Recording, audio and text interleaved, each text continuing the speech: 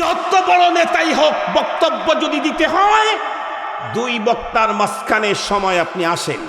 সোনালী যুগের একজন মানুষের ইতিহাস আমাদের প্রত্যেকের জানা, বিশ্বনবীজির চাচা খাজা আবু তালেব। বন্ধুরা আমার, উনি সোনালী যুগের মানুষ। কেমন মানুষ? বিশ্বনবী আখির নবী মুহাম্মদুর রাসূলুল্লাহ সাল্লাল্লাহু আলাইহি ওয়াসাল্লামের আপন চাচা। শুধু কি আপন চাচা তা না, উনি ওনার জীবনে আল্লাহর পয়গম্বরের পিছনে এমন মেহনত, এমন কষ্ট, এমন খেদমত, এমন ভালোবাসা দিয়েছেন, পৃথিবীর ইতিহাসে আর একজন চাচা ওই পরিমাণে ভালোবাসা দেওয়ার প্রমাণ পাওয়া যায় না। শুধুমাত্র কেবলমাত্র বিশ্বনবীজির জন্যেই খাজা আবু তালেব কোরবানি করেছিলেন তা না, বরং ইসলামের জন্যেও ওনার কোরবানি এত বেশি। আমার আপনার মতো দুর্বল 10,000 মুসলমানের কোরবানি এক জায়গায় করলেও আবু তালেবের কোরবানি ইসলামের জন্য বেশি হবে। যদি বলেন হুজুর কেমনে, ভালো করে শুনেন, একটা ঘটনা শুনাই। বিশ্বনবীজি মক্কাতুল মুকাররমাতে যখন মানুষদেরকে দ্বীনের দাওয়াত দেওয়া শুরু করলেন, চতুর্দিক থেকে বন্ধুরা আমার সব ধর্মের লোকেরা ঐক্যবদ্ধ হয়ে গেল। এক পর্যায়ে তারা ঐক্য জোট করে ফেলল কি, যে কোনো মূল্যে মুহাম্মাদের এই কার্যক্রম বন্ধ করায় দিতে হবে, কারণ আমাদের সবার বাপদাদার ধর্মের বিরুদ্ধে তার অ্যাকশন। এই জন্য আমরা সম্মিলিত অ্যাকশন না নিলে এটা বন্ধ হবে না।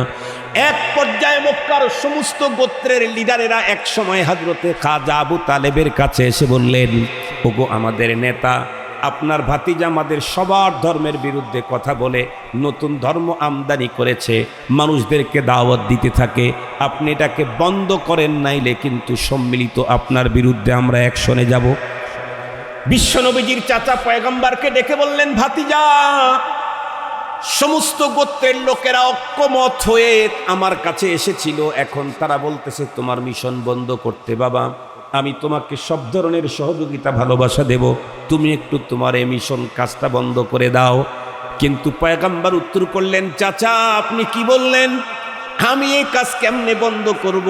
কারণ আমি কি দুনিয়াতে প্রেরিত হয়েছি এই কাজের জন্য। আল্লাহ বলেন, হুয়াল্লাযী আরসালা রাসূলাহু বিল হুদা ওয়া দীনিল হক লিইয়ুযহিরাহু আলাদ-দীনি কুল্লিহি ওয়ালাউ কারিহাল মুশরিকুন।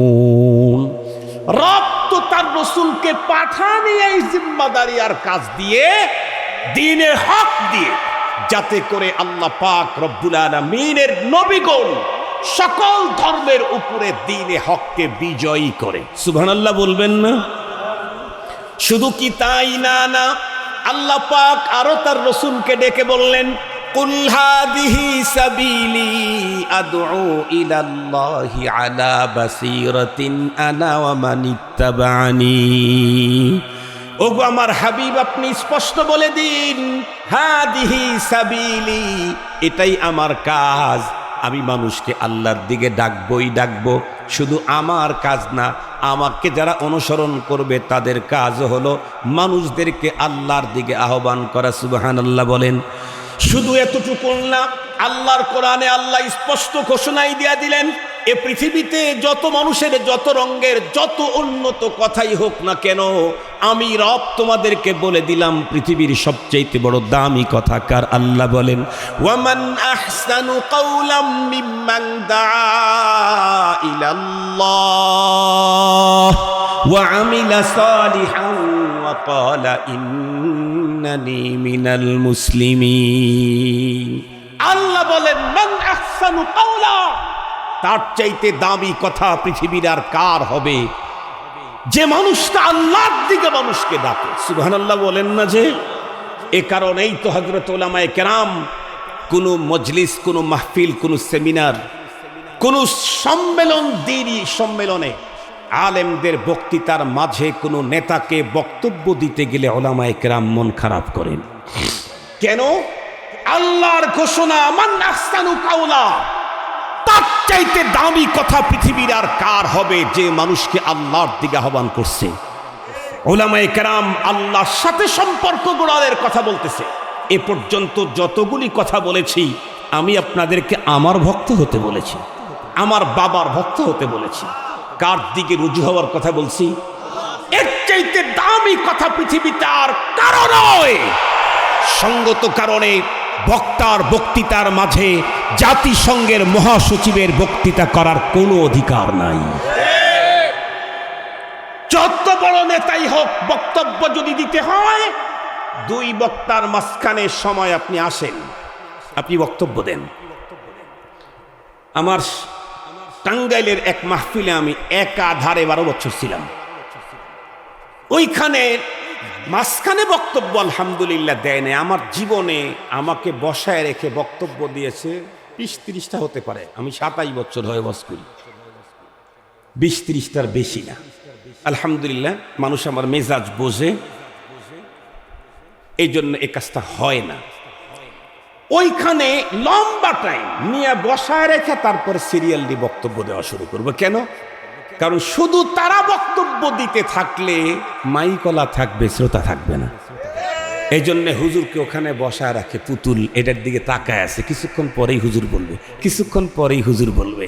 হুজুরের আকর্ষণে লোক বসে থাকে আর নেতারা লম্বা লম্বা সুযোগ পায়া বক্তব্য দেয়। কি বক্তব্য দেয় আর না দেয় তা আল্লাহই ভালো জানে। গর্বের সাথে বলে, আমরা তো ইসলাম সম্পর্কে অত ভালো কিছু জানি না। এটা তো লজ্জার কথা, এটা আবার বড় করে বলে কেমনে? কথা বলেন না কেন? ধর্মের সম্পর্কে আমাদের অত ভালো কিছু জানা নাই, এটা তো লজ্জা। আপনি মুসলিম হওয়ার পরে ধর্ম জানেন না, তে আপনি কি কসু শিখলেন? সেটা আবার জোর গলায় বলে, তারপরে আবার উল্টা পাল্টাও বক্তব্য দেয়। বড় হুজুর, বড় আলেম, শেখুল হাদিস বসে আছে, ওইখানে আবার মাঝে মাঝে হাদিসও বলে। হাদিস যেটা বলে খালি জাল না, বেজাল আর জাল সবগুলো মিলে। ওই যে মাঝে মাঝে বলে হাদিসে আছে উতলুবুল ইলমা ওয়ালাউ বিসসিন, এই হাদিস আপনারা সারা জীবন শুনছেন, কিন্তু এটা জালো বেজালো। কথা বলেন, এটা কি কথা বলেন না কেন? এটা কি জালো? আবার কথা বলেন না কেন ভাই? এটা জালো বেজালো, এটা রাসূলুল্লাহর জবান থেকে জীবনেই বের হয়নি। এ শব্দ পয়গম্বর কোনো দিন বলেন। এরকম হাজার শত শত জাল আর ভেজাল হাদিস আছে। কোনটা জাল কোনটা ভেজাল এটা নির্ণয় করার জন্য যে কম্পাস লাগবে, এইটা কম্পাস অর্জন করতে চাইলে আলেম হওয়া লাগবে, মুহাক্কিক আলেম হতে হবে, তখন নির্ণয় করতে পারবে যে কোনটা জাল কোনটা ভেজাল। আমার ছোট মেয়ের জামাই ডাক্তার, ওর মেয়ে অসুস্থ হয়েছে, এই কয়েকদিন আগে জন্ম নিয়েছে, 2-3 মাস হয়েছে। তো ওইটা মেয়ে, নিজের মেয়ে অসুস্থ হয়েছে, সে কিন্তু ডাক্তার, MBBS ডাক্তার, ইন্টার্নি করছে, FCPS এর ইসে আছে। তা আমি বললাম, বাবা ডাক্তার সাহেবের মেয়েই তো অসুস্থ হয়েছে, চিকিৎসার জন্য বাইরে যাওয়ার কি দরকার আছে? হাইসাদে বলে, আব্বা আমরা তো এখনো ওই অভিজ্ঞতা অর্জন হয় নাই। তাহলে বোঝা গেল ডাক্তার হইলেই চিকিৎসা করা এক্সেসার অভিজ্ঞতা লাগে। দেখবেন যে ডাক্তারের কাছে গেছেন, উনি জিজ্ঞেস করছে আপনার প্রবলেম কি কি, আপনি বলতেছেন, আর ডাক্তার সাহেব তার প্রেসক্রিপশনের কাগজের বাম দিকে খালি লিখতেছে, তার মানে যত লেখা তত টাকা। এগুলা কি? টেস্ট। কথা বলেন না কেন? এগুলা কি? টেস্ট। যত লেখা তত টাকা। বলো ঠিক আছে, আপনি এগুলো টেস্ট করে নিয়ে আসেন, আমরা তো ভাবতেছি যে এই জাতীয় মনে হয় প্রবলেম আছে, এটা একটু কনফার্ম হওয়ার জন্য একটু টেস্ট করে নিয়ে আসেন। টেস্টে যখন দেখেন, টেস্টে যখন গেলেন, উনি টেস্ট দিলেন, কি করতে হবে? আলট্রাসোনোগ্রাফি করতে হবে। ঠিক আছে, আলট্রাসোনোগ্রাফি করলেন, এখন আপনাকে আর রিপোর্ট দেয় না। কেন? কয় স্যার আসলে রিপোর্ট। কথা বলেন না কেন? কে আসলে রিপোর্ট? স্যার আসলে। আলট্রাসোনোগ্রাফি কিন্তু হয়ে গেছে, এক্সরে কিন্তু হয়ে গেছে, প্লেন এক্সরে, কিন্তু রিপোর্ট লিখতে পারতেছে না। ডাক্তার কিন্তু 1 ডজন আছে, ওই দেরি করতেছে। কখন আলট্রাসোনোগ্রাফি স্পেশালিস্ট আসবে, উনি এই ছবি টবি দেখবে, তারপরে উনি রিপোর্ট করবে। তার মানে লিকুল্লি ফান্নিন রিজাল, সব মানুষ দিয়ে সব কাজ। কথা বলেন না কেন? সব লোক দিয়ে সব কাজ। ডাক্তারিও সব দিয়া সব হয় না। হার্ট স্পেশালিস্ট যদি তাম দুনিয়ার ভিতরে নাম্বার 1 হয়, তারে দিয়া হার্টের চিকিৎসা হলেও চোখের চিকিৎসা তারে দেয়া হয় না। তাই যদি হয়, তাহলে ধর্মের ব্যাপারে সব খিচুড়ি পাকান কে? ধর্মের ব্যাপারে খিচুড়ি পাকান কে? বড় নেতা, আপনি বড় নেতাই থাকেন, বড় মুহাদ্দিস হতে যায়েন না, বড় মুফতি হতে যায়েন না। ওয়াজ মাহফিলে এসে ফতুয়াবাজি করেন না। আপনার জায়গায় আপনি থাকেন, কথা বলেন না কেন? আপনার জায়গায় আপনি থাকেন। মুহতারাম হাজিরিন, আমি যেই কথা আপনাদেরকে বুঝানোর জন্য চাইতেছি সেটি হলো আল্লাহ পাক আমাদেরকে পরপারে জান্নাত দিবেন। শর্ত হলো প্রথম চান্সে ঢুকতে চাইলে দুইটা লাগবে। একটা যদি না থাকে, কোনটা নাই? তাই শুধু ইমানটা নাই, তাইলে আর আপনার ব্যাপারে কোনো কাজ হবে না। আল্লাহ কোরআনে বলেন, ইমান নাই লা নুকিমু লাহু ইয়াউমাল কিয়ামাতি ওয়াজনা। ইমান নাই, তোর আমল নামা মাপার জন্য দাড়ি পাল্লাই দাঁড় করাবো। কথা বলেন না কেন? তার জন্য কোনো দাড়ি পাল্লাই দাঁড় করানো হবে না। অথচ আল্লাহর কোরআনে বলছেন কিয়ামতের দিন মিজানের পালা দাঁড় করানো হবে, ইনসাফের পালা দাঁড় করানো হবে। কিন্তু ইমান নাই, তোর আবার পালা কিসের? নাই। খুব ভালো করে মনে রাখবেন, খাজা আবু তালেব এতটাই ইসলামের জন্য কোরবানি করলো, চতুর্দিকের সমস্ত বন্ধুরা আমার লোকেরা একত্রিত হয়ে বলল, তুমি যদি তোমার ভাতিজাকে কাছ থেকে বন্ধ না করো, বিরত না রাখো, তাহলে তোমার বিরুদ্ধে অ্যাকশন নেব। নবীজিকে এসে যখন বললেন, নবীজি চাচাকে ডেকে বললেন, চাচা এই কাজ থেকে আমার জীবদ্দশায় হায়াতে ফিরে আসার কোনো সুযোগ নাই। আমি অল্প টাইম বয়ান করতে চাইছিলাম, 12টা পার হয়ে গেছে, আরো 10-15 মিনিট কথা বলি ইনশাআল্লাহ। মুসলমান খুব ভালো করে বুঝবেন, যখন বললেন ভাতিজা বাবা চাচা এই কাজ থেকে বিরত থাকার কোনো সুযোগ পারমিশন আমার নাই, তখন চাচা বন্ধুরা আমার পিঠ ফিরায় নিলেন না, বললেন বেটা তাই যদি হয় তাহলে তুমি আল্লাহর নামে তোমার কাজ মিশন তুমি করতে থাকো, যতক্ষণ পর্যন্ত আমার দেহের ভিতরে জীবন থাকবে অতক্ষণ পর্যন্ত তোমার সামনে পিছনে ডানে বামে উপরে নিচে সব দিক থেকে আমি তোমারে শেল্টার দিতে থাকব। বিশ্বনবীজির চাচা যে ওয়াদা দিয়েছিলেন সে ওয়াদা পূরণ করলেন। এক পর্যায়ে যখন পয়গম্বর দ্বীনি দাওয়াতের কাছ থেকে বিরত হলেন না, মক্কার লোকেরা তখন বন্ধুরা আমার নেতার উপরে তারা ভয়ঙ্কর সিরিয়াসলি রাগান্বিত হয়ে গেল। এক পর্যায়ে বন্ধুরা আমার বয়কট করে দিল। পুরা মক্কার সকল গোত্রের লোকেরা সম্মিলিত বলল, খবরদার খাজা আবু তালেব এবং তার বংশের কোনো লোকের সঙ্গে কথা বলতে পারবা না, সালাম দিলে উত্তর দিতে পারবা না, তোমরা তাদেরকে সালাম দিতে পারবা না, কেমন আছে জিজ্ঞাসা করতে পারবা না, তারা যদি কেমন আছে জিজ্ঞাসা করে তার উত্তর দিতে পারবা না, তাদের কাছে কোনো কিছু বিক্রি করতে পারবা না, তারা কোনো কিছু বাজারে বিক্রি করতে আনলে কেউ খরিদ করতে পারবা না। এক কথায় টোটাল বয়কট। খুব ভালো করে বুঝবেন, পুরা মহল্লার পুরা এলাকার সমস্ত মানুষের একজন মানুষও তাদের সঙ্গে কথা বলে না, তাদের কেউ খাওয়া দেয় না, তাদের কাছ থেকে কেউ খাওয়া নেয় না। কি কষ্টের সময় দিন চলতেছিল, 1 বছর 2 বছর না বন্ধুরা আমার 3 বছর পর্যন্ত এতটা ভয়ঙ্কর অবস্থায় চলে গেলেন। বিশ্বনবীজি এবং তার চাচারা জীবন বাঁচানোর তাগিদে গাছের পাতা খাইতেন, জীবন বাঁচানোর তাগিদে, তবুও খাজা আবু তালেব আল্লাহর পয়গম্বরের দ্বীনের কাজে বন্ধুরা আমার বাধা প্রদান করবে তাদের পক্ষে অবস্থান নেয় নাই। এত বড় কোরবানি করলো খাজা আবু তালেব, শেষ পর্যন্ত দুনিয়ার থেকে বিদায়ের মুহূর্তে কালেমা নসিব হয় নাই। বলুন তো দেখি, এখন কাল কিয়ামতের কঠিন ময়দানে খাজা আবু তালেবের জন্য জান্নাত না জাহান্নাম? কথা বলেন না কেন? অথচ পয়গম্বর শেষ পয়গম্বরের জন্য এত কোরবানি করলেন, দ্বীনের জন্য এত কোরবানি করলেন, এত কোরবানি করার পরেও তার জন্য জাহান্নাম কেন? কারণ আল্লাহর কোরআনে আল্লাহ প্রথমেই বলে দিয়েছেন, আমি তো জান্নাতের খরিদার বানাই ইমানদার ছাড়া অন্য কাউকে না। নেকি তোমার যতই থাক, বাংলাদেশের মুসলমান ভালো করে শুনেন, নামাজ পড়ি, রোজা রাখি, হজ করি, যাকাত দেই, লম্বা দাড়ি, লম্বা টুপি, পাগড়ি, এরপরে চিল্লাই যাই, পিসাবের দরবারে যাই, বাবার ওখানে বড় বড় গরু পাঠাই। কথা বলেন না কেন? আছে না? আমরা সব ঠিক আছে, কিন্তু মনে রাখতে হবে ঈমান যদি প্রবলেম ভেঙ্গে যায় তাইলে কিন্তু মুক্তির কোনো পথ নাই। বলতে পারেন হুজুর একজন নামাজি কি বেঈমান হতে পারে? পারে। একজন রোজাদার কি বেঈমান হতে পারে? পারে। বন্ধুরা আমার, একজন টুপি দাড়িওয়ালা মানুষ কি বেঈমান হতে পারে? একজন পাগড়িওয়ালা মানুষ কি পথভ্রষ্ট হতে পারে? খুব ভালো করে বুঝবেন, একজন প্রতি মাসে বন্ধুরা আমার ওমরায় যায়, সেই লোকটা কি বেঈমান হতে পারে? ঈমানের বিষয়টা তো ভিন্ন, আমলের বিষয়টা তো ভিন্ন।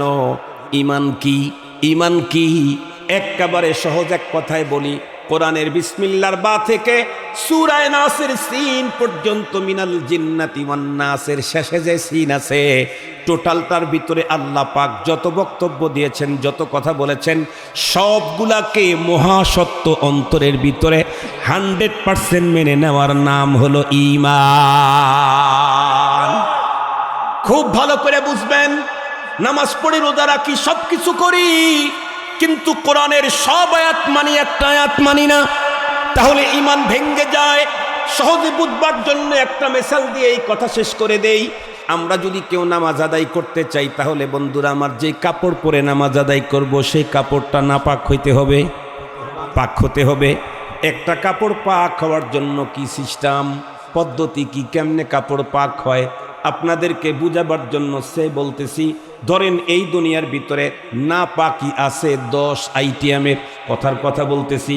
যেমন মানুষের পায়খানা না পাক, পেশাব না পাক, ব্লাড না পাক, পুজ না পাক, মানুষের পেশাবের রাস্তা দিয়ে আরও কিছু পানি বের হয়, একটারে মনি বলে, আর একটারে মজি বলে, আর একটাকে ওদি বলে, এগুলিও বন্ধুরা আমার না পাক। মেয়েদের পেশাবের রাস্তা দিয়ে বন্ধুরা আমার নির্ধারিত কিছু রক্ত বের হয়, সেগুলাও বন্ধুরা আমার না পাক। এই জাতীয় যত নাপাক আছে, সবগুলি নাপাক থেকে যদি কাপড়টা সেফ থাকে, তাহলে কাপড়টা, একটু বলেন না কাপড়টা, কিন্তু বলুন তো দেখি, 10 আইটেমের নাপাকির সবগুলা থেকে কাপড়টা সেফ থাকলে কাপড় পাক হয়। বলুন তো দেখি, নাপাক খাবার জন্য কি 10 আইটেমই লাগে? খুব ভালো করে বুঝবেন।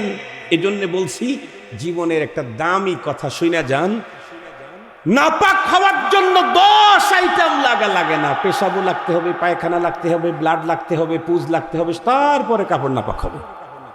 কথা বলেন না কেন? কয়টা লাগলে নাপাক? 5টা লাগলে, 2.5টা, 2টা, একটা লাগলে কি কিছু নাপাক না পুরা নাপাক? খুব ভালো করে বুঝবেন, ইমানদার হতে চাইলে কোরআনের বিসমিল্লাহর বা থেকে সূরা নাসের সিন পর্যন্ত রব যা বলেছেন, বুঝে আসুক আর না আসুক, সবগুলাকে বন্ধুরা আমার অন্তরের অন্তঃস্থলে গহীন থেকে বিশ্বাস করতে হয়। তাহলে ঈমান।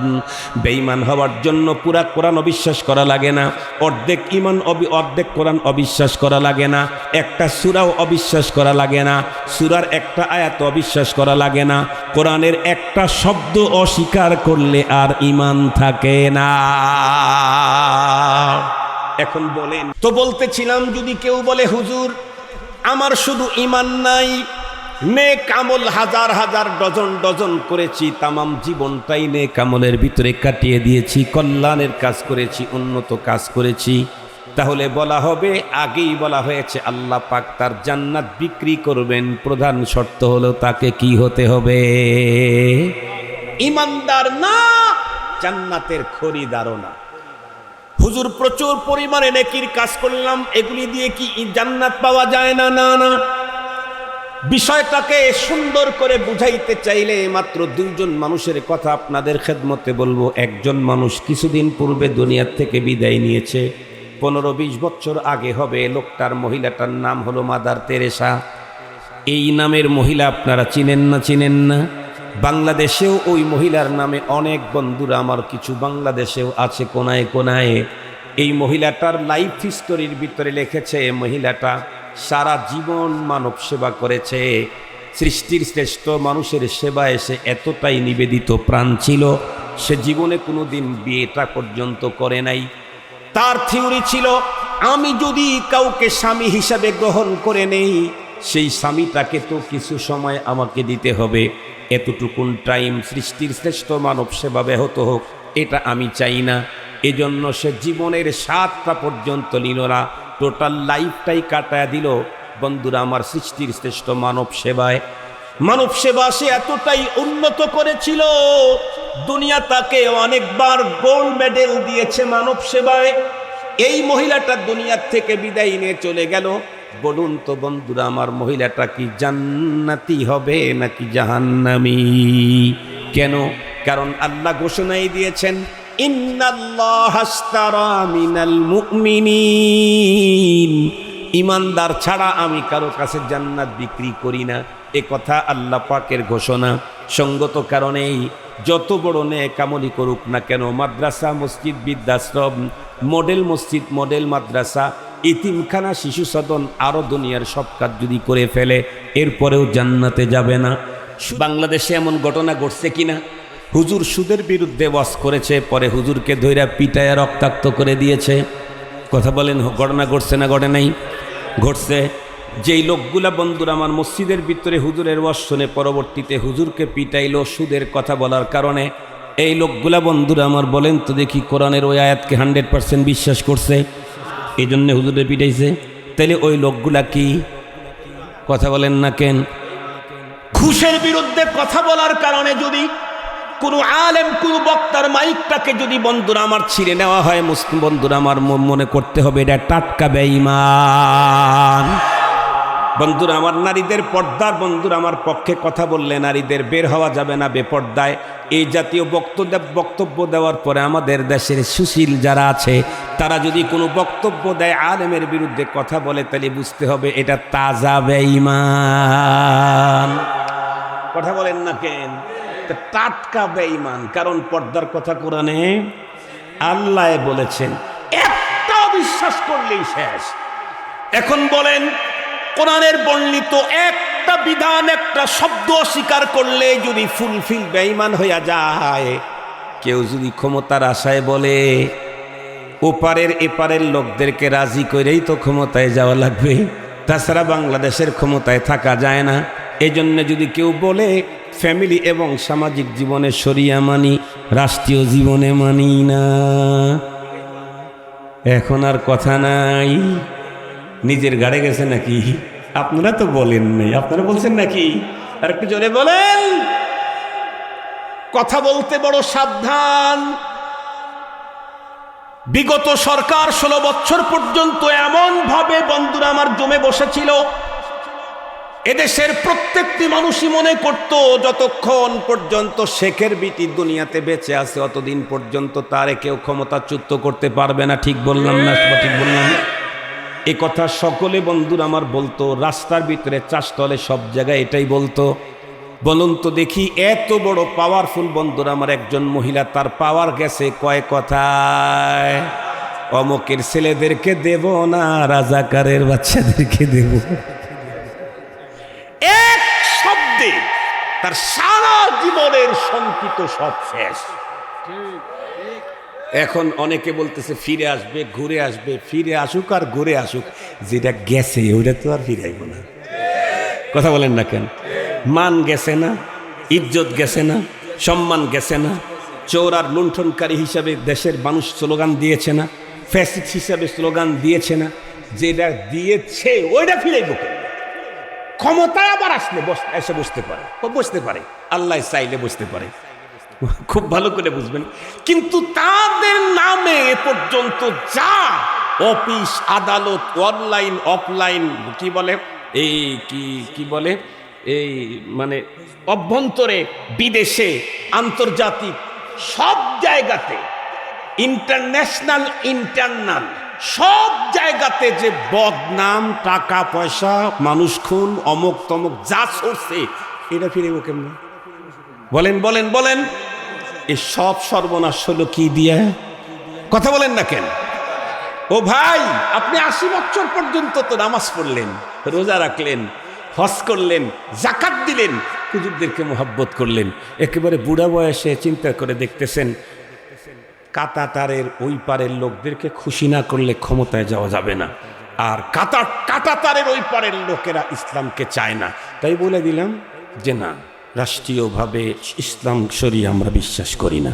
তাইলে আপনার 80 বছরের যা আছে সব, কথা বলেন না কেন, সব শেষ হওয়ার পরে তওবা করে আবার নতুন করে ঈমান না এনে যদি মরেন, আর তাম দুনিয়ার সমস্ত 200 কোটি মুসলমান যদি কিয়ামত পর্যন্ত হায়াত পায় আপনার জন্য কুলখানি করে, আল্লাহর কসম একটা গুনাহ আপনার মাফ করাইতে পারবে না, আপনার আমল নামায় একটা নেকিও ঢুকাইতে পারবে না, একটাও না। কারণ অ্যাকাউন্টে দিতে চাইলে অ্যাকাউন্ট নাম্বার থাকা লাগবে না? কথা বলেন না কেন? আপনার অ্যাকাউন্টে টাকা ঢুকাইতে চাইলে অ্যাকাউন্ট নাম্বার থাকা লাগবে না? আরে ভাই ফোনের কথা বলি, সবার তো আর অ্যাকাউন্ট নাই, এটা ভালো বুঝবে না, ফোনের কথাই বলি। ফোনের মধ্যে প্যাচ লাগে এক জায়গায়, খুব বেশি প্যাচ লাগে দুইটা জায়গায়, একটা হলো সাইডে আর একটা হলো 8-এ। ঠিক বললাম না? 8-এর ওখানে প্যাচ লাগে কেন? কারণ ইংরেজির 8 বাংলায়, কথা বলেন না কেন? ইংরেজির 8 বাংলায়, ওইখানে যা অনেক সময় বলে ওটা সাইড মনে করে, সবগুলো ইংরেজি মনে করছে, ওইখানে যা মনে করছে এটা সাইড, ওইটা মেরে দিছে। এই একটা ডিজিট ভুল হওয়ার কারণে ফোন দিয়েছে হলো নোয়াখালী, চলে গেছে মহাখালী। ঠিক বললাম কি? ফোন দিয়েছে কোথায়? নোয়াখালী, আর চলে গেছে কোথায়? মহাখালী। লম্বা টানতে হবে, সাইড আলিফ মদ, মহাখালী কিছু নাই, এমন জায়গায় চলে গেছে। একটা ডিজিট ভুলের কারণে যদি নোয়াখালীর ফোন মহাখালী যায়, একটা ডিজিট ভুলের কারণে যদি চাচার কাছে টাকা পাঠাইছিলেন, চাচার জানের শত্রুর কাছে চলে গেছে, একটা ডিজিট ভুল হওয়ার কারণে। যার ডিজিটই নাই তাকে ঢুকাইবেন, তার ওখানে টাকা ঢুকাইবেন কেমনি? যার অ্যাকাউন্টই নাই তার নাম্বারে আপনি ই করবেন কেমনি? ঈমান হলো আমার আপনার পরপারের অ্যাকাউন্ট নাম্বার, এটা হলো আমাদের অ্যাকাউন্ট। যার ঈমান নাই তার আখিরাতের অ্যাকাউন্ট নাই।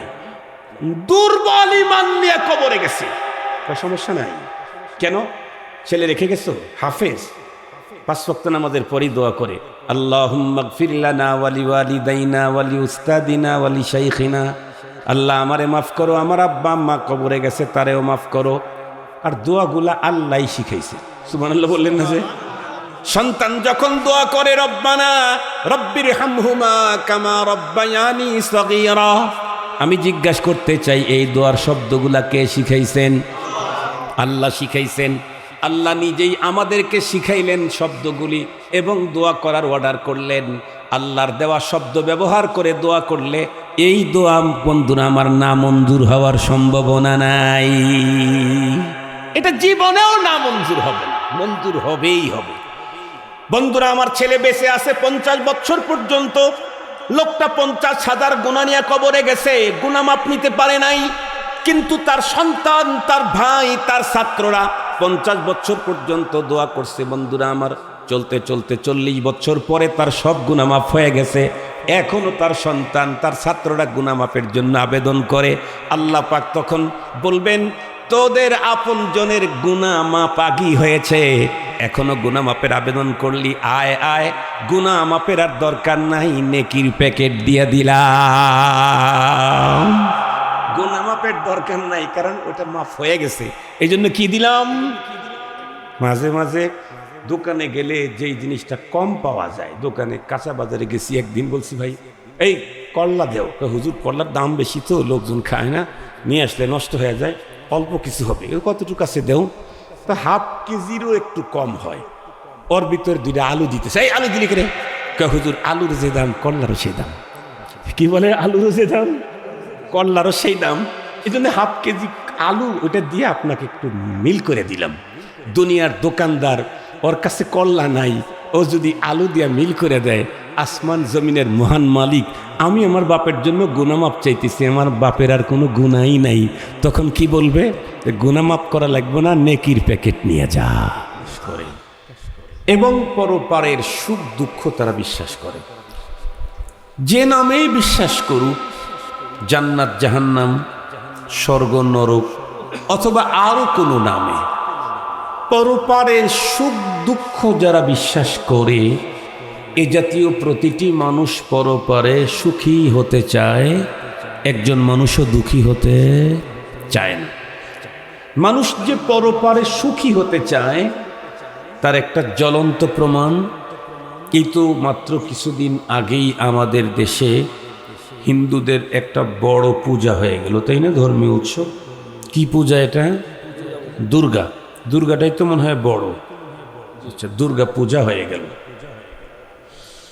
হিন্দুদের যত ধর্মীয় আকীদা বিশ্বাস, তাদের ধর্মীয় যে কালচার আছে, তার মধ্যে একটা হলো তাদের যতই আপনজন হোক, যতই ব্লাড কানেক্টেড হোক, মরণের পরে তাকে চিতায় নিয়ে পুড়িয়ে দেবে। এবং দেখবেন তাদের সিস্টেমটাই হলো সবচেয়ে কাছের লোকটা প্রথম আগুনটা দেবে, সবচেয়ে কাছের লোক। এমনকি কলিজার টুকরা সন্তানও যদি মারা যায় তাকেও চিতায় নিয়ে পোড়ায়। এবং সম্ভবত এই আগুনটা মনে হয় বাবাকেই দিতে হয়। আমি জানি না, আমি কোনোদিন যাই নাই আমার জীবনে, একদিন না 2 দিন, একদিন পোড়াইতে দেখছি, সেটা হলো বিশ্ব রোডের পাশেই পোড়াইতেছে। তাই আধা মিনিট বা 10 সেকেন্ড দেখেছিলাম, আমি জীবনে কোনোদিন যাই নাই। একেবারে জন্মদাতা বাবা, গর্ভধারিণী মা, এমনকি রফিকায়ে হায়াত, জীবন সঙ্গিনী ওয়াইফ, স্ত্রী, কলিজার টুকরা সন্তান, আমার জানা মতে এর চাইতে কাছের মানুষ তো পৃথিবীতে আর কারো নাই। এই মানুষগুলাকেও আগুনে পুড়িয়ে দেয়। কেন? তাদের ধর্মীয় আকীদা বিশ্বাস এবং তাদের কালচার এটাই। তাদের বিশ্বাস হলো একজন মানুষ পৃথিবীতে জীবন চলার পথে বাঁকে বাঁকে, ফাঁকে ফাঁকে সৃষ্টিকর্তার সাথে অনেক ভুল বেয়াদবি হয়ে থাকে। এতগুলি অপরাধ নিয়ে পরপারে গেলে তাকে নরকে যেতে হবে, নরকে যেতে রাজি নেই। এজন্য তারা অতি আপনজনকে আগুন দিয়ে পুড়িয়ে অপরাধ দুনিয়াতেই অপরাধ থেকে মুক্ত করে স্বর্গে পাঠায় দেয়। এটা হলো তাদের বিশ্বাস।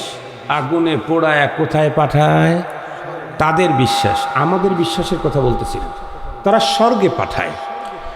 আমি এখান থেকে যেই জিনিসটা নিতে চাচ্ছি সেটি হলো যে একজন হিন্দু সে তার অতি আপনজন কলিজার টুকরা, জন্মদাতা বাবা, গর্ভধারিণী মা, তাকে আগুনে পোড়ায়া হলেও পরপারে স্বর্গেই পাঠাইতে চায়, নরকে কেউ যেতে চায় না। আগুনে পুড়ে হলেও স্বর্গেই যেতে চায়, নরকে কেউ যেতে চায় না। সেই দিক থেকে আমরা মুসলিম, আমরা জান্নাত জাহান্নাম বিশ্বাস করি। তো আমরা যারা জান্নাত জাহান্নাম বিশ্বাস করি তারা পরপারে জান্নাতি হতে চাই না জাহান্নামী? জান্নাতি সবাই তো, সবাই। এখন জিজ্ঞাসা করতে চাই, যেই জান্নাতি হতে চাই, এই জান্নাত কি আমার আপনার কারো দাদা বাড়িতে আছে না নানা বাড়িতে আছে? দাদা বাড়িতে কোনো জান্নাত নাই, নানা বাড়িতেও নাই। তাহলে ওই দিক থেকে ওয়ারিশ সূত্রে পাওয়ার কোনো সম্ভাবনা নাই। নিজেরা নিজেরা জান্নাত তৈরি করি নেই, জান্নাত তৈরি করেছেন কে? এটার মালিক কে? আল্লাহ। এই চশমাটার মালিক আমি। এই চশমাটা আমি যদি ইচ্ছে করি ওনাকে নির্ধারিত মূল্যে দিব, ইচ্ছা করলে আমি বিক্রি করব, ইচ্ছা করলে বিক্রি করব না, সেটা টোটাল আমার পার্সোনাল ব্যাপার। বিক্রি করতে গেলে ইচ্ছা করলে যেই টাকা দিয়ে কিনেছি তার চাইতে লাভে বিক্রি করতে পারি যদি কেউ কিনতে চায়, অথবা সেম দামে বিক্রি করতে পারি, অথবা অর্ধেক দামে, অথবা 4 ভাগ 1 দামেও দিতে পারি, 1 ভাগ, অথবা ফ্রি দিতে পারি। টোটাল এটা সবগুলা নিয়ন্ত্রণ করবে কে? যে মালিক। কথা বলেন, যে মালিক। আমার কাছ থেকে এই চশমাটা যদি কেউ নিতে চায় তাহলে আমার সিস্টেমে নিতে হবে। অন্যভাবে নিতে চাইলে জোর করে, চুরি করে, অথবা ডাকাতি দিয়ে ছিনতাই করে নিতে হবে। এছাড়া এই আমার চশমা আপনারা কেউ নেওয়ার কোনো সুযোগ নাই। আমি জিজ্ঞাসা করতে চাই, জান্নাত যেহেতু আল্লাহ বানাইছেন, আল্লাহ মালিক, এটা যদি আমরা কেউ নিতে চাই তাহলে জোর করে নেওয়ার সিস্টেম আছে নাকি?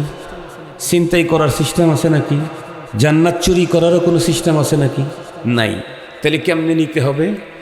মালিক, জান্নাতের মালিক রব যেভাবে দিতে চান সেভাবেই আমাকে নিতে হবে। বাইরে কোনো পদ্ধতিতে জান্নাতের মালিকানা পাওয়া যাবে না। তাহলে এখন দেখি আল্লাহ তাআলা তার জান্নাতকে বিক্রি করবেন, বেচে দিবেন। তাহলে কোরআন খুললে দেখা যায় হ্যাঁ আল্লাহ জান্নাত বিক্রি করবেন। আল্লাহর কোরআন আল্লাহ বলেন, ইন্নাল্লাহা আশতারা মিনাল মুমিনিন আনফুসাহুম ওয়া আমওয়ালাহুম বিআন্না লাহুমুল জান্নাহ। এই আয়াতে কারিমাতে আল্লাহ কিনে নিয়েছেন মুমিনের জান আর মাল, বিনিময়ে বিক্রি করে দিয়েছেন জান্নাত। তাহলে জান্নাত আল্লাহ বেচে দিবেন, এ কথা কোরআন শরীফের মধ্যে আছে। উনি বানিয়েছেন, নিজে রাখবেন না, এটা বিক্রি করবেন। বিক্রি করবেন কার কাছে? এটা এ আয়াতেই বলছেন, ইন্নাল্লাহা আশতারা মিনাল মুমিনিন। আল্লাহ খরিদ করতেছেন ইমানদারের কাছ থেকে, আর বিনিময়ে ওনার জান্নাত বিক্রিও করবেন কার কাছে? কথা বলেন না কেন? ইমানদারের কাছে। ইমানদার ছাড়া পৃথিবীর কোনো মানুষ কোনো অবস্থাতেই আল্লাহর জান্নাতের খরিদার হতে পারবে না। প্রথম নাম্বার শর্ত হলো তাকে ইমানদার হতে হবে, তাহলে সে জান্নাতের কাস্টমার হওয়ার যোগ্যতা রাখে। যার কাছে ঈমান নাই সে জান্নাতের কাস্টমার হওয়ার অধিকারী নাই।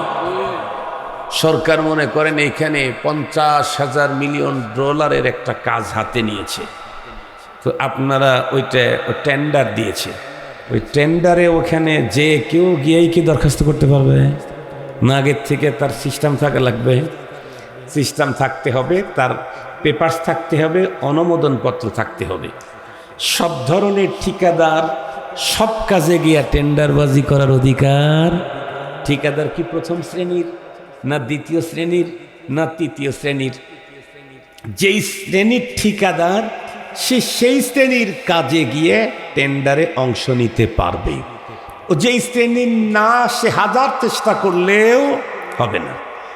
আল্লাহ পাক তার জান্নাত বিক্রির টেন্ডার দিয়েছেন।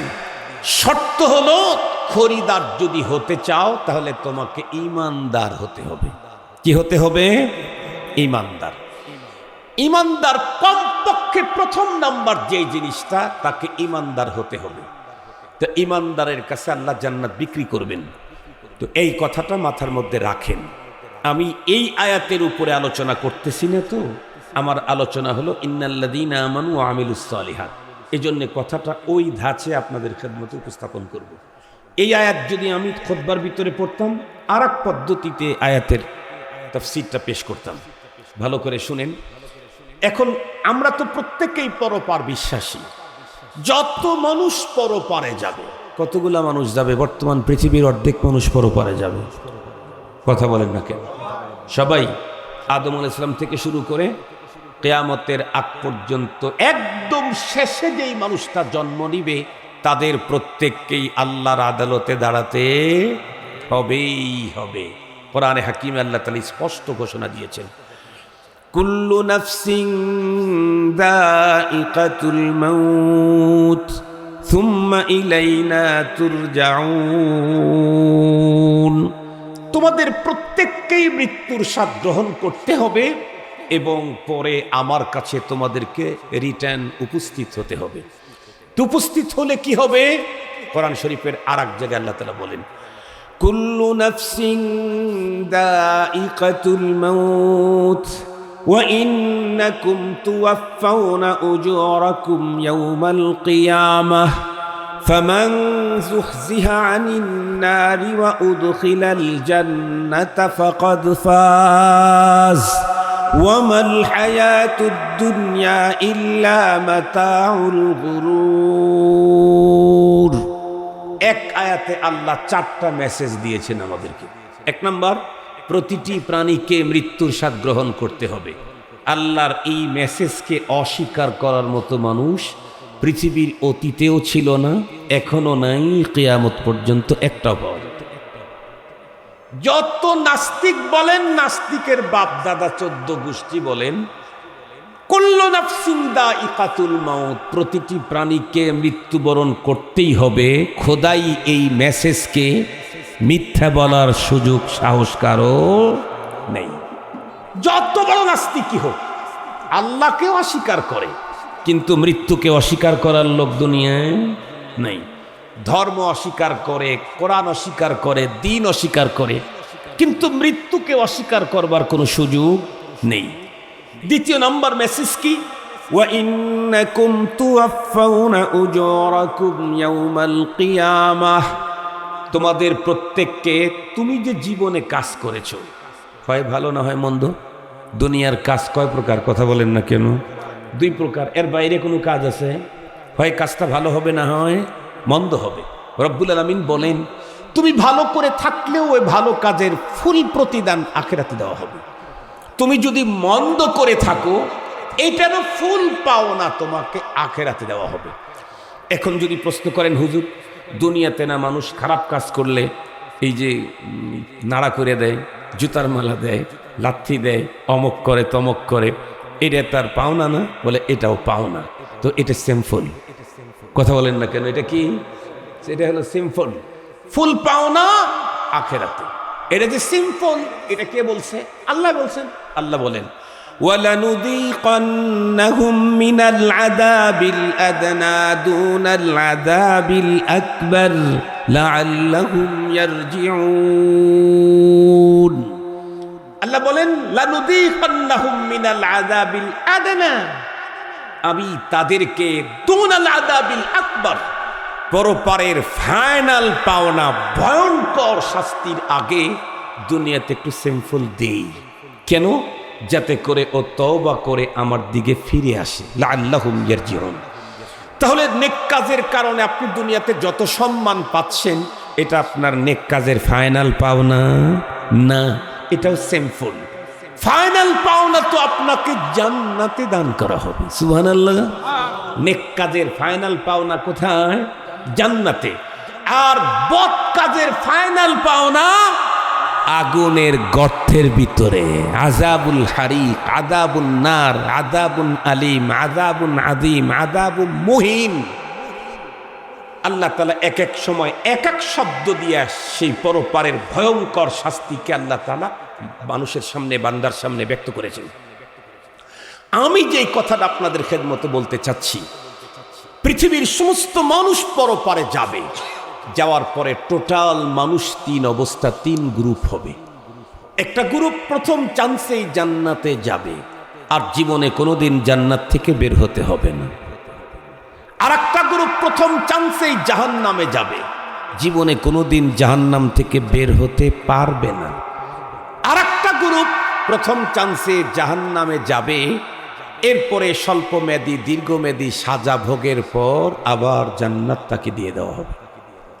আমি জিজ্ঞেস করতে চাই, আমরা যারা পরপারে যেতে চাই, জান্নাতি হতে চাই, তারা কোন পদ্ধতিতে জান্নাতি হতে চাই?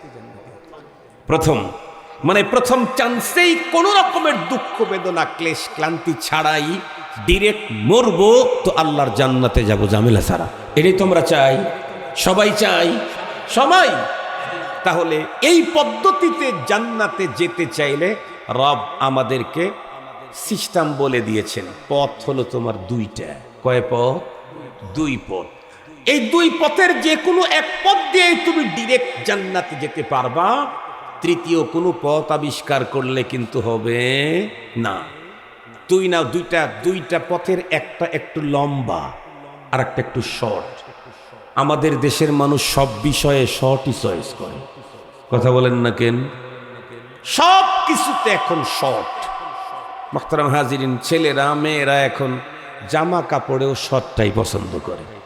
যুবকরা শর্ট গেঞ্জি পরে, এরপরে যে পরনের প্যান্ট আছে এটা টাইট পরে। স্বাভাবিক অবস্থায় হাঁটা চলা করলে কোনো ঝামেলা হয় না। বিশেষ কোনো কারণে যদি রুকু করা লাগে, মানে উপর হওয়া লাগে, তাইলে কিন্তু, কথা বলেন, প্যান্ট আর গেঞ্জির মাঝখানে সদরঘাট। এরপরেও ছেলেরা ওইটাই চয়েস করে। মেয়েরা আবার আর একটা চয়েস করে, সেটা হলো ইদানিং কালে মনে হয় এটা একটু বেশি নাকি কমেই গেছে, মেয়েরা পরনের ভিতরে প্লাজো নাকি একটা আছে, এটা পরে। আর প্লাজো পরার সুন্নত হলো নিসফ সাক। তার মানে আল্লাহ তাআলা সিস্টেম করে দিয়েছিলেন পুরুষ তার পরনের নিচের কাপড়টা পরবে গিরার উপরে। আমরা পুরুষেরা প্যান্ট পরতেছি গিরার উপরে না, বরং পায়ের গোসার নিচ দিয়ে জুতার অর্ধেক পর্যন্ত। কথা বলেন, এইটাই তো আমাদের দেশের অধিকাংশ লোকের প্যান্ট। এখন মেয়েরা চিন্তা করলো এত বড় গুরুত্বপূর্ণ একটা সুন্নত ছেলেরা ছেড়ে দিয়েছে, তাহলে ওইটা আমরা নেই। এই জন্য ওরা এখন প্লাজো পরে নিসফ সাক। দেখবেন কোনো প্লাজো ওদের পা ঢাকা থাকে না, গিরার উপরে 2-3 ইঞ্চি উপরে থাকে। বলুন তো দেখি, নারীরা এই কাজ করে সুন্নতের উপরে আমল করছে না ফরজ তরক করছে? আর একটু জোরে বলেন। নারীদেরও কি নিসফ সাক সুন্নত? নারীদেরও কি নিসফ সাক সুন্নত? নারীরা তো ঘরে থাকলেও তার পায়ের কবজি থেকে গোড়ালি থেকে শুরু করে ওখান থেকে ওইটুক 2 হাতের এতটুকুন সবার সামনে এবং মুখ এগুলি দেখাতে পারবে। বিশেষ প্রয়োজনে আরো কিছু অংশ খুলতে পারবে, বিশেষ কিছু মানুষের সামনে কিছু অঙ্গ দেখাইতে পারবে। কিন্তু বাইরে যদি যেতে চায় তাহলে টোটাল অফ। কথা বলেন, বাইরে যেতে চাইলে টোটাল একেবারে মাথার তালু থেকে পায়ের তালু পর্যন্ত শরীরের কোনো অংশ বাহির করে ভিন্ন পুরুষকে দেখাবার মতো কোনো পারমিশন নেই। খুব ভালো করে বুঝবেন। এখন তো ফতুয়া দিলে ওই যে শর্তা পছন্দ করে মানুষ, যেই হুজুররা বেশি বলে তাদেরটা মানে না, যেই হুজুররা একটু শর্টকটে জান্নাতের প্রেসক্রিপশন দেয় সেই হুজুররা অল্প দিনের ভিতরে এদেশের যুবকদের আইডল আর সেলিব্রিটি হয়ে যায়। যাদের কাছে মুখের পর্দা করা দরকার নাই, মুখ পর্দার ভিতরে পড়ে না, যারা এই ফতুয়া দেয় তারা এদেশের মানুষের কাছে খুব প্রিয়। যারা রাসূলুল্লাহ সাল্লাল্লাহু আলাইহি ওয়াসাল্লামকে সাংবাদিক বানায় তারা হলো এদেশের বর্তমান সময়ের ফেমাস ইসলামিক স্কলার। মুহতারাম হাজিরিন, এই জাতীয় ভ্রান্ত হাজার রকমের বক্তব্য, একবার দুইবার না, যখনই কথা বলে তখনই ভ্রান্ত কথা বলে। এরপরেও এদেশের মূর্খ মুসলমান তাদেরকে ইসলামিক স্কলার মনে করে এবং তাদেরকে এত বড় হাতিয়া দিয়ে উপস্থিত করে, তাদেরকে আসমান ছোঁয়া করে উপস্থাপন করে মানুষের সামনে। মুহতারাম হাজিরিন, খুব ভালো করে কথাগুলি বলবেন, বুঝবেন। সময় যত গড়াবে অরিজিনাল দিন ইসলাম খুঁজে পাওয়া, এর উপরে চলা ততই কঠিন হয়ে যাবে। আপনাদেরকে সহজে বুঝবার জন্য একটা মিসাল দেই, তাহলে খুব ভালো বুঝবেন। আমের সিজন যখন শুরু হয় তখন যত্রতত্র ভালো আম পাওয়া যায়। আপনি ল্যাংড়া চান আর খোড়া চান, কানা চান আর অন্ধ চান, সব আম আপনি পাবেন। কিন্তু আমের সিজন যখন চলে যাবে তখন বলেন তো দেখি যত্রতত্র আম পাওয়া যায় কি? যেখানেও পাওয়া যায় একদম 100% পিওর পাওয়া যায় কি? একটু বাঁকা হয়ে গেছে, আর এক জায়গায় পচে গেছে, আর এক জায়গায় কালার চেঞ্জ হয়ে গেছে। কেন? কারণ সিজন নাই। মুহতারাম হাজিরিন, বিশ্বনবী যে পৃথিবীতে এসেছিলেন 1400 বছর আগে, তখন যতগুলি মুসলমান ছিল প্রত্যেকটাই ছিল জান্নাতি। কথা বলেন না কেন? আমি বলছি না, আল্লাহ বলেছেন। আল্লাহ নিজে বলেন, আস-সাবিকুনাল আউয়ালুনা মিনাল মুহাজিরিনা ওয়াল আনসার ওয়াল্লাযীনা ইত্তাবাউহুম বিইহসান রাদিয়াল্লাহু আনহুম ওয়া রাদু আন ওয়া আ'আদ্দা লাহুম জান্নাতিন তাজরি তাহতাহাল আনহার। আল্লাহু আকবার বলেন। কোনটার তর্জমা বুঝেন নাই, আনসার আর মুহাজির তো বুঝছেন, আর জান্নাত তো বুঝছেন, এই কয়টা বুঝলেই হবে। আল্লাহ বলেন আমার রাসূলের সাহাবী সাবিকুনে আউয়ালিন, সে আনসার হোক আর মুহাজির হোক, সাহাবীরা এই দুই গ্রুপের বাইরে ছিলেন না। তার মানে সব সাহাবী। আল্লাহ বলেন আমি তাদের উপরে রাজি আর খুশি, এবং তাদের প্রত্যেকের জন্য জান্নাত রেডি করে রেখে দিয়েছি। তাদের মৃত্যুবরণ করতে দেরি হবে, জান্নাতে রিসিভ করতে দেরি হবে না। ওনারা প্রত্যেকে ছিলেন 100% পিওর মুমিন। শুধু মুমিন না, কিয়ামত পর্যন্ত যত মুমিন পৃথিবীতে আসবে তাদের জন্য মডেল। কথা বলেন না কেন? তাদের জন্য মডেল। আমি বলছি না, না, মোল্লায় বলে নাই, আল্লাহ বলছে। আল্লাহ কি বলেন? ফাইন আমানু বিমিসলি মা আমানতুম বিহি ফাকাদ ইহতাদাউ। তোমার ঈমান যদি সাহাবীদের ঈমানের মতো হয় তাহলে তুমি পথ পেয়ে গেছো। তোমার ঈমান যদি সাহাবীদের ঈমানের মতো না হয় তাহলে কি? আল্লাহর কোরআনে আল্লাহ এক জায়গায় বলেন, وَإِذَا قِيلَ لَهُمْ آمِنُوا كَمَا آمَنَ النَّاسُ قَالُوا أَنُؤْمِنُ كَمَا آمَنَ السُّفَهَاءُ أَلَا إِنَّهُمْ هُمُ السُّفَهَاءُ। আল্লাহ তাআলা মুনাফিকদেরকে বললেন, এই তোমরা তোমাদের মতো করে ঈমান আনলে তো হবে না, ঈমান আনো আবু বকর, ওমর, ওসমান, আলী, আবু হুরায়রার মতো। সুবহানাল্লাহ বললেন না যে? তার মানে সাহাবীদের মতো ঈমান আনো। তারা তখন বলতো, আমরা কি ওই বেয়াকুবদের মতো ঈমান আনবো? নাউজুবিল্লাহ বললেন না যে? আল্লাহ নিজে বলেন, বেয়াকুব তারা না তো, বেয়াকুব তো তোরা। কথা বলেন, সাহাবীদের মতো ঈমান যারা আনতে পারতেছ না তোমরা বেয়াকুব। এ কথা কে বলেছেন? আরো জোরে বলেন, কে বলেছেন? মুহতারাম হাজিরিন, তাহলে বলতেছিলাম ওই যুগে যাকে পাইতেন তাকে ধরতেন, সেখানেই পিওর দিন, পিওর ইসলাম পাইতেন। কিন্তু 1400 বছর পরে যখন আসছেন তখন যাকে তাকে পাইলে ধরলেই পিওর ঈমান পাওয়া। কথা বলেন না কেন? ওই যে সিজন চলে গেছে, এখন যত্রতত্র আম পাওয়া যায় না। খুঁজে খুঁজে জায়গা মতো যায় আম পাওয়া যায়, তাও আবার খুঁজে খুঁজে দেখে শুনে নিজে ভালোটা নিতে হয়। ঠিক তদ্রুপ কিয়ামত যত সামনের দিকে আগাবে দিন, ততই দিনে হক প্রতি প্রকৃত দিন এটা পাওয়া মানুষের জন্য তত কঠিন হবে। বড় গবেষণা করে, ফিকির করে, থিসিস করে, দেখে শুনে নিতে হবে। আল্লাহ পাকের রাসূল তো বলে দিয়েছেন, ফাখুদু আম্মান তাখুদু ফানদুরু আম্মান তাখুদুনা দীনাকুম। তুমি কার কাছ থেকে দিন নিবা এটা তোমাকে ভাবতে হবে, দেখতে হবে, বুঝতে হবে। সেদিকে যেতে চাই না, আমি আমার মূল কথাটাই বলতে চাই।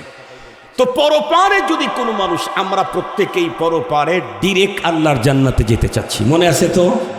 ডিরেক্ট যদি কেউ আল্লাহর জান্নাতে যেতে চায় তাহলে ফর্মুলা দিয়েছেন কয়টা? একটা লম্বা আর একটা শর্ট। আমি কোনটা বলবো? শর্টটাই বলবো। সময়ও শর্ট আমার, আর শর্টটাকেই সবাই চয়েস করে, এজন্য শর্টটাই বলি। লম্বা কোনটা? সূরাতুল আসর, ওয়াল আসরি ইন্নাল ইনসানা লাফি খুসরিন ইল্লাল্লাযীনা আমানু ওয়া আমিলুস সালিহাত ওয়া তাওয়াসাউ বিল হক ওয়া তাওয়াসাউ বিস সবর। কর্মসূচি দিয়েছেন কয়টা? 4টা। এটা হলো লম্বা রাস্তা। শর্ট রাস্তায় যদি কেউ প্রথম চান্সেই জান্নাতে যেতে চায়, আল্লাহ বলেন, ইন্নাল্লাযীনা আমানু ওয়া আমিলুস সালিহাত কানাত লাহুম জান্নাতুল ফিরদাউসি নুজুলা। আল্লাহু আকবার। তোমরা কি সত্যি প্রথম চান্সে জান্নাতে যেতে চাও? তাহলে লম্বাটা করতে পারো নাই, কমপক্ষে শর্টটা করো। কি? ঈমান আনো আর নেকামল করো। কাজ কয়টা এখানে? 2টা। লং করছে কয়টা? 4টা। এখানে অর্ধেক কমায়া মাত্র 2টা। একটা হলো ঈমান আর একটা হলো নেক আমল। আগেই বলেছি, ঈমান ছাড়া জান্নাতের খরিদার হওয়ার কোনো সুযোগ নেই। মুহতারাম হাজিরিন, প্রথম চান্সেই জান্নাতি হতে চাই, ঈমানের সাথে সাথে নেক আমল লাগবে। তাহলে কি হবে? আল্লাহ বলেন, আমি তোমাদেরকে মেহমানদারি করব মরণের পরে প্রথম চান্সেই জান্নাতুল ফেরদাউসে। এখন যদি বলেন, হুজুর আল্লাহ জান্নাতুল ফেরদাউসে মরণের পরে মেহমানদারি করবে কয়দিন? কয় 1 দিন 2 দিন না 1 ওয়াক্ত 2 ওয়াক্ত? আমরা যদি জিজ্ঞাসা করি কয়দিন, তাহলে আল্লাহ বলতেছেন খালিদিন। কয়দিন না খালিদিন। কয়দিন বাংলা, খালিদিন আরবি। কয়দিন মানে তো কয়দিন, খালিদিন মানে চিরজীবন। কথা বলেন, খালিদিন মানে আবার বলেন আবাদা, আরো অজাহাত করে দিলেন, চিরস্থায়ী। জীবনে কোনোদিন এ জীবন শেষ হবে না। মুসলমান ভাইরা আমার খুব ভালো করে বুঝবেন, তিলাওয়াতকৃত আয়াতে কারিমাতে রব্বুল আলামিন পৃথিবীর যেই মানুষগুলি আল্লাহ পাকের জান্নাতে প্রথম চান্সেই ঢুকতে চায় তাদের জন্য সিস্টেম বলে দিলেন। তুমি নারী হও, পুরুষ হও, এদেশের হও, বিদেশের হও, সাদা হও আর কালো হও, গ্রামের হও আর শহরের হও, যেই হও না কেন, আমার জান্নাতের তুমি যদি মেহমান হতে চাও, মালিকানা পেতে চাও, তাহলে তোমাকে দুইটা পুঁজি দুনিয়া থেকে অর্জন করতে হবে এবং এই দুই পুঁজি নিয়ে কবর জগৎ পর্যন্ত যেতে হবে। নাম্বার 1 ঈমান, দ্বিতীয় নাম্বার হলো বন্ধুরা আমার নেক আমল। এখন মনে থাকবে তো ইনশাআল্লাহ? এই জন্য আমার কথা শেষ। আমরা যদি ডাইরেক্ট আল্লাহর জান্নাতে যেতে চাই তাহলে কি লাগবে? আর কি লাগবে? নেক আমল। দুইটার যদি একটা থাকে আর একটা না থাকে, কোনটা আছে? বলে আমল আছে, তাইলে হবে না। ঈমান ছাড়া আমল দিয়া, একটা আছে, কোনটা আছে? ঈমান আছে, তাইলে হবে জান্নাত। সুবহানাল্লাহ বললেন না যে?